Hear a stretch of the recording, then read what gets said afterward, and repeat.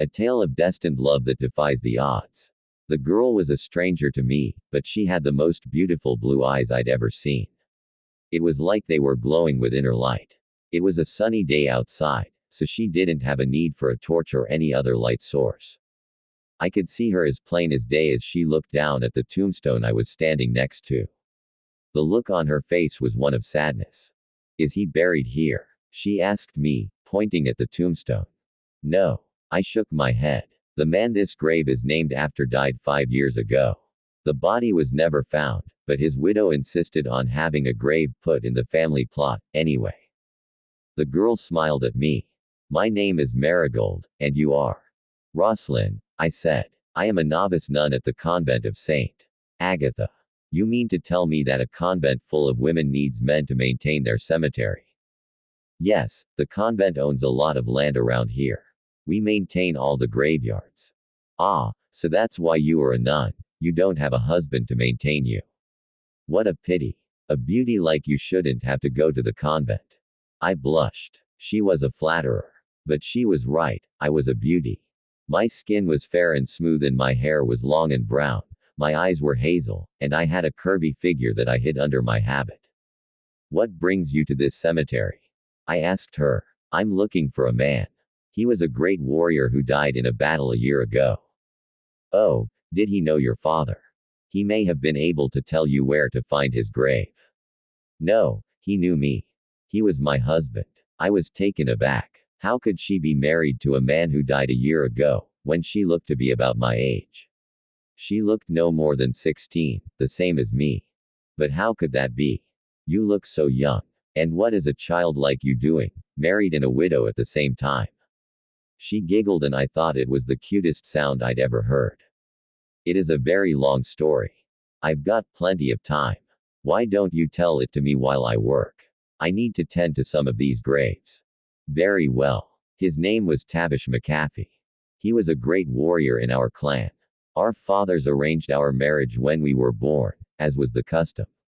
We didn't even meet until our wedding night." "Wedding night? But you were only 13. And he was 21. He was a virgin, too. We were both too shy and embarrassed to consummate our marriage. It was a very awkward night, but after a few months, we began to get along and soon grew to love each other. We were only able to have a few years together before the Battle of Inverlochy, when the army of the Earl of Argyll crushed the Clan Chattan Federation. Tavish fought like a hero. They say he killed over 300 men that day. But he was mortally wounded and died shortly after the battle." "Where is his body?" I asked. "They never found it. But they brought me his shield. I have it at my home." I gasped when I heard the story. "I'm so sorry. That's so tragic." "Thank you. That's kind of you to say. It's hard for me to talk about it. I've been searching the battlefield and the nearby towns for months, hoping to find out where his body was taken. All the men they did find were from Clan Chattan. None of them knew where Tavish was buried. If you're willing, I would like your help in the search." "Oh, yes, of course. It's the least I could do for you. Tell me, how old was your husband when he died?" "He was 24. And he was the sweetest, gentlest, bravest man I've ever known. I can't imagine there is another like him." She smiled at me and I smiled back. "Well, we'd better get going. You can tell me the rest of the story while we walk." For the next 3 months, Marigold and I became close friends. Every day we went out searching for Tavish's grave. She told me stories about their life together. I couldn't imagine a better husband. He was so kind and gentle, but strong and brave, too. "How did he die?" I asked her. "They say his skull was smashed with an axe. There was a huge gash from the top of his head to his left eye." "That's horrible. And how were you able to have children? Wasn't he injured?" "We weren't able to have children. We tried, but it didn't happen. I suppose he was too busy protecting me and the rest of the clan to sire any sons." I blushed when I heard that. "Did you too, you know?" "What?" "Well, were you intimate with him? Did you make love often?" "Oh, yes, very often. We loved each other very much and enjoyed the pleasure of each other's bodies." "Why do you ask?" "I was just curious. I don't know much about the subject." "Surely a pretty girl like you has been with a boy." Oh, no. I haven't even kissed a boy yet. I'm still a virgin. Really? You're not interested in boys at all? Not really. I've been too busy training at the convent. I'm an orphan. The nuns took me in when I was 12 and have been teaching me to become a nun myself. I've always wanted to devote my life to God. Boys haven't played much of a role in my life. Oh. But surely you must be curious. You must want to have children someday, no? Of course I do, but I don't think I'm missing out on anything. I can still have children when I'm older. True. But there's a lot of fun to be had between now and then. Really? Like what? Like kissing. You've never been kissed before. Not even by a girl. No. Here, let me show you. She took me by the hand and led me to a nearby hillside. It was secluded and quiet. She sat down on the grass and pulled me down beside her. Now, close your eyes. What? Why? Just do it. I closed my eyes. I felt her hand on my cheek, her fingers brushing lightly against my face. I shuddered. It was the first time a woman had touched me like that. I was a bit nervous. Then I felt her breath on my face, then her lips on mine. I was shocked. Her kiss was warm and soft and it made me tingle. I felt a strange sensation between my legs. It was the first time a woman had made me feel that way. After a few seconds, she pulled away. There, now you've been kissed. That was wonderful, I said, opening my eyes. Really? You liked it? Yes, I did. Thank you. Can we do it again? Sure. But let's make it a little more fun. Okay, what do you have in mind? This. She pushed me back onto the grass and lay down on top of me, her lips finding mine again. This time, her tongue was pushing against my lips, trying to gain entry into my mouth. I parted my lips and allowed her entrance. Her tongue entered my mouth and danced with mine. It was an amazing feeling. I couldn't believe that a woman could make me feel this way. But I had no reason to doubt her. After all, she was a married woman and she obviously knew what she was doing. As we continued to kiss, her hands began to explore my body. They roamed over my breasts and down my stomach to the apex of my thighs. I moaned into her mouth as she cupped my sex. It was an amazing feeling. Do you like that? She asked. Yes, I said, breathlessly. Good. Because I'm not finished with you yet. With that, she pulled up my habit, exposing my legs. I was wearing no undergarments, so my sex was completely bare to her. She gasped as she saw my glistening lips. You're wet, she said. I'm sorry, I said. Don't be. It's a good thing. It means you're enjoying yourself. I am. Good. Then let me continue. With that, she lowered her head to my sex and began to lick my lips. I moaned and bucked my hips as her tongue explored my most intimate place. I couldn't believe how good it felt. Soon, she was sucking on my clitoris, sending me into a state of bliss. I had never experienced anything like this before. I was in heaven. As she continued to pleasure me, I could feel an orgasm building inside me. It was an intense feeling, unlike anything I had ever felt before. Oh, God, I cried. I'm going to come. With that, my orgasm exploded through my body. It was the most intense feeling I had ever experienced. It was like nothing else in the world. When it was over, I was left panting and gasping for breath. I couldn't believe what had just happened. That was amazing, I said. I'm glad you liked it, Marigold said, smiling at me. How did you learn to do that? I asked. I learned it from Tavish, she replied. He loved to pleasure me that way. Oh, I said, blushing. Don't worry, he taught me well.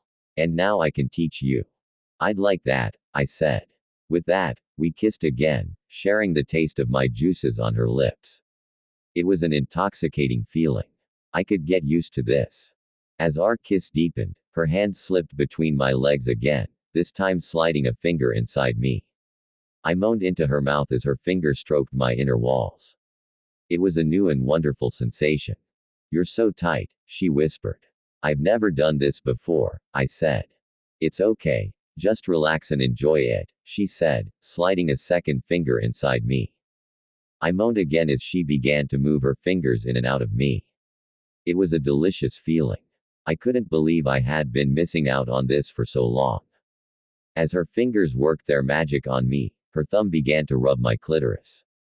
It was an overwhelming sensation and I could feel another orgasm building inside me. Oh, God, I cried as my second orgasm washed over me. It was even more intense than the first one. My whole body shook with pleasure. It was the most amazing feeling in the world. As the last of my orgasm subsided, I collapsed onto the grass, panting and gasping for breath.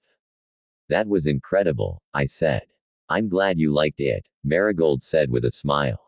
Can we do it again? I asked. Of course, she replied. We spent the rest of the afternoon exploring each other's bodies, learning the secrets of pleasure. It was the best day of my life. Why don't we take a break? Marigold suggested. Let's have a picnic. That sounds great, I said. I stood up and smoothed out my habit. I could still feel the evidence of her touch on my sex, and it made me tingle all over. We walked over to a nearby tree and spread out a blanket. Then we sat down and started eating. So, what did you think of your first sexual experience? Marigold asked. It was amazing, I replied. I had no idea it could be like that. Neither did I, until I met Tavish, she said. Did you teach him how to please you? I asked. He taught himself, she said, smiling. He was a very eager student. He always wanted to please me. He was so gentle and loving. It was a dream come true. He sounds like a wonderful man, I said. He was, she agreed. As we continued to eat our lunch, I thought about what Marigold had said. I couldn't help but wonder what it would be like to be with a man like Tavish. I had never even met a man before, but I was curious. Can I ask you something? I said. Of course, Marigold said. How does a man fit inside a woman? Well, it's not something a lady talks about, but I'll tell you, Marigold said. First, he takes off his pants. Then, he lies down on top of you. And then, he puts his cock inside you. It's not hard, so it's easy at first. But as he moves in and out of you, it gets bigger and harder. And then, you have an orgasm. And if he comes inside you, then you might have a baby. That sounds a little scary, I said. It can be, Marigold admitted. But it's also very pleasurable. Have you ever been with a man other than Tavish? I asked. No, she replied. Tavish was my only lover. I see, I said. We finished our lunch in silence. I was thinking about what Marigold had said. How could such a thing be both scary and pleasurable at the same time? Are you ready to go? Marigold asked. Sure, I said, standing up. We gathered up our things and headed off to continue our search for Tavish's grave. I was a bit disappointed that our picnic had ended. I was hoping we would have a chance to continue our sexual exploration. But it was probably for the best. We had work to do, after all. As we walked, Marigold reached out and took my hand. I looked over at her and smiled. She smiled back. It was a small gesture, but it meant a lot to me. I had never had a close friend like her before. We spent the rest of the day walking the hillsides and searching the nearby towns for any clues as to where Tavish's body may have been buried. We spoke to many people, but no one seemed to know anything. We finally decided to call it a day and headed back to the convent. As we walked, Marigold told me stories of her life with Tavish. He was so loving and kind, she said. I really miss him. I'm sure you do, I said. As we walked, she slipped her arm around my waist. I smiled at her. I was really starting to enjoy her touch. Thank you for helping me find his grave, she said. You've been a wonderful friend to me. It's my pleasure, I said. As we approached the convent, I saw Sister Agnes waiting for us at the door. She had a stern look on her face. Girls, where have you been? She asked. Sorry, Sister, Marigold said. We lost track of time. It's almost dinner time, Sister Agnes said. Come on, hurry up. She turned and walked into the dining hall. We'd better go, Marigold said. Before she comes back. Okay, I said. As we entered the dining hall, I could feel the tension in the air. Something was wrong. Sister Agnes, I said, what's going on? There's been an attack, she said. An attack? Marigold asked. What kind of attack? The Earl of Argyle has sent soldiers to raid the village, Sister Agnes said. They have burned down the church and are killing anyone who gets in their way. We have to help them, I said. How can we do that? Marigold asked. We are just women. We have to do something, I insisted. We will, Sister Agnes said. Just give me a minute to think. We don't have a minute, I said. We have to act now. I know, Sister Agnes said. Here's what we're going to do. We listened intently as Sister Agnes outlined her plan. It was risky, but it might work. Are you sure about this? Marigold asked. Positive, I said. All right, let's do it, she said. As the sun set, we prepared for the fight. Marigold and I armed ourselves with whatever weapons we could find, and we headed into the village. The sight was terrible. Buildings were on fire and people were screaming. The Earl's men were everywhere, looting and killing. We have to stop them, I said. I know, Marigold said. But how? As we approached the church, I saw a group of the Earl's men gathered outside. They were laughing and drinking. That's the priest, Marigold said, pointing to a man in a black robe, hanging from a tree. We have to do something, I said. Follow me, she said. Marigold and I snuck around to the back of the church. There, we found a pile of wood. Help me build a bonfire, Marigold said. Are you sure about this? I asked. Absolutely, she said. Together, we built a large bonfire. Then, we waited. What now? I asked. We wait for the right moment, she said. As the night wore on, the Earl's men grew drunker and rowdier. Finally, when they were at their most distracted, Marigold lit the bonfire. What are you doing? I asked. Trust me, she said. We watched as the flames leapt into the air. The Earl's men turned towards the church, and that's when we made our move. Marigold and I rushed forward, attacking the Earl's men with our makeshift weapons. They were taken by surprise, and we managed to take down several of them. As the fighting raged on, the flames from the bonfire spread, engulfing the entire village in a matter of minutes. The Earl's men were caught between a rock and a hard place. They were surrounded by fire, and their leader was dead. They had no choice but to surrender. Thank you, the villagers said. You're welcome, I replied. But the fighting isn't over yet. We have to go after the Earl. We can't fight an army, Marigold said. But we have to try, I said. We rallied the villagers and marched on the Earl's castle. When we arrived, the Earl's soldiers were waiting for us. Surrender or die, the Earl's lieutenant shouted. Never, I shouted. Marigold and I led the charge, and the villagers followed. It was a fierce battle, but in the end, we prevailed. What are you going to do with him? Marigold asked, gesturing to the unconscious Earl. I don't know, I said. We'll have to figure it out later. With the battle over, the villagers began to rebuild their homes and their lives. This is amazing, Marigold said. What is? I asked. Everything, she replied. You and me, and what we did here. It's amazing. I couldn't have done it without you, I said. You're amazing, Sister Mary, she said. You are, too, I said. Can you teach me more about what we did today?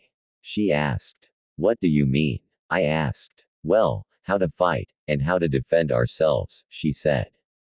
Yes, of course, I said. But first, I think we need to get cleaned up. Yes, we do, she said, looking down at her clothes, which were covered in dirt and blood. Meet me in my room in an hour, I said. See you then, she said. As Marigold and I parted ways, I couldn't help but think about the amazing day we had shared. We had fought side by side, and we had saved a village. It was the most exciting thing that had ever happened to me. I couldn't wait to see her again. When Marigold knocked on my door, I was ready. Come in, I said. Thanks, she said, entering my room. Let's get started, I said. For the next few hours, we practiced fighting techniques. Marigold was a quick learner, and she soon picked up the basics. You're a natural, I said. Thanks, she said. I've always wanted to learn how to fight. Why is that? I asked. I've never felt safe, she said. In this world, women have to defend themselves. You're right, I said. And that's why we have to teach each other how to fight. I agree, she said. Do you want to learn more? I asked. Yes, she said. We spent the next few hours working on our hand-to-hand combat skills. You're doing great, I said. Thanks, she said. As the day turned into night, we finally stopped our training. I'm exhausted, Marigold said. So am I said. Let's take a break. Yes, please, she said. We sat down on the bed and leaned against each other. Thank you for teaching me, Marigold said. I'm glad to, I said. Is there anything else you can teach me? She asked. Maybe, I said. Will you show me? She asked. Yes, I said. We leaned into each other and kissed. It was a passionate kiss, full of love and desire. As we kissed, Marigold's hands wandered all over my body. I felt her touch on every inch of my skin. It was electrifying. I reached under her habit and pulled her dress off. She was naked underneath. You're so beautiful, I said. You are, too, she said. Do you want to touch me? I asked. Yes, she said. I took her hand and placed it between my legs. She stroked my sex gently, teasing me. I've never touched another woman before, she said. I'll teach you, I said. We fell back on the bed and kissed again. As we kissed, her fingers continued to stroke me. It felt incredible. I reached between her legs and found her wetness. I slid my fingers inside her, feeling her tightness. Oh, God, she moaned. I moved my fingers in and out of her, bringing her closer and closer to the edge. She was so wet, it was like a river. Don't stop, she said. As she came, she bit down on my shoulder. The pain was intense, but the pleasure was even greater. That was amazing, she said.